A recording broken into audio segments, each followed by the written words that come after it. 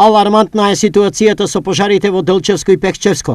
Делчево го живее четвртиот најлош ден, а огнот се уште е господар на огромна површина и закана за дури 4 делчевски села. Веќе имаме изгорено 2 викенд куки, 2 куки, 2 викендици, една пленна со стока. Така да, четврти ден се мачиме со оваа огнена стихија, меѓутоа не можевме да се справиме и се уште постои ризик во селото Нов Истерник, во Курачко мало и во Мало Балабанци, каде што веќе имаме, како што спомнав, изгорено куќи и се уште им стои закана на другите куќи да бидат изгорени. Најдраматична ситуацијата е во местноста Балабанци. Има зафатено и од малата некои куќи, плевни. Од малото Балабанци? Ја повеќе ќе ви каже. Курачката мала, точно. Фати долниот дел. Почнаа куќите да горат. Све оставивме дома и стока. Само деца имавме спасиме, мажите се уште горе.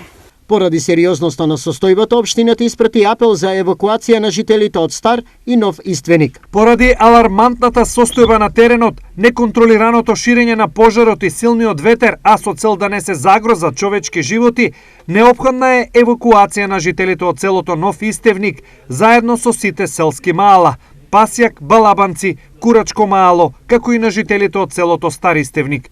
Воедно се апелира жителите да бидат крајно внимателни и да не се движат во критичните реони.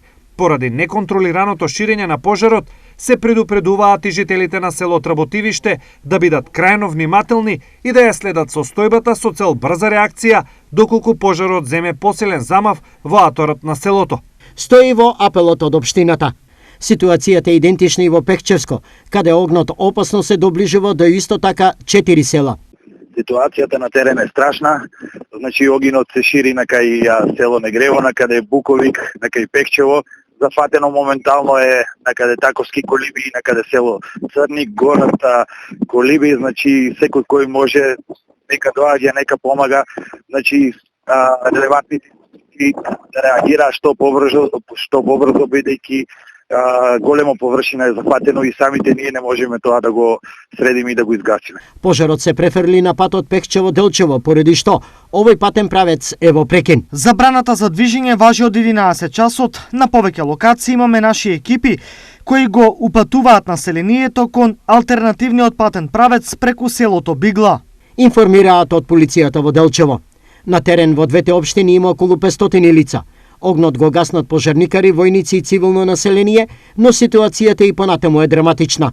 Место да имаме 100 хеликоптери, значи тешко дека ќе можат да завршат работа, бидејќи имаме на 1000 места распространето пожари, кои што се некои помали, некои поголеми, меѓутоа над, како што реков, овие две мали од село Нов Истерник, пожарот е катастрофален, но сето ова е, мислам, сме безпомошни, иако надчовечки напори се вложуваат од сите луѓе кои што се овде на терен.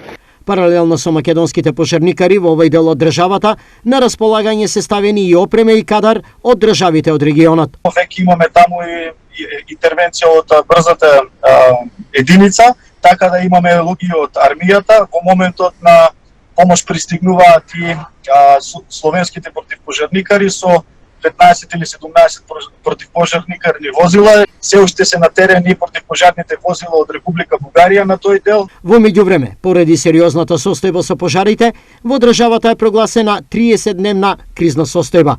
Одлуката за постоење на кризна состојба на територијата на Република Северна Македонија поради зголемена појава на пожари и спречување од нивно ширење во траење од 30 дена е донесена со оглед на потребата од рационално користење на националните ресурси и координирано дејствување на сите засегнати институции поради зголемената појава на пожари и спречување на нивно ширење. Велат од владата.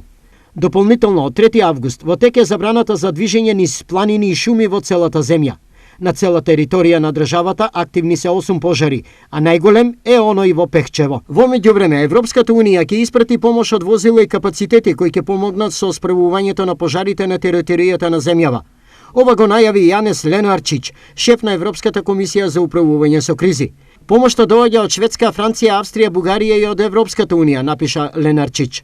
Помош за Македонија дојде и од Словенија денеска во справување со пожарите во источниот дел од земјава.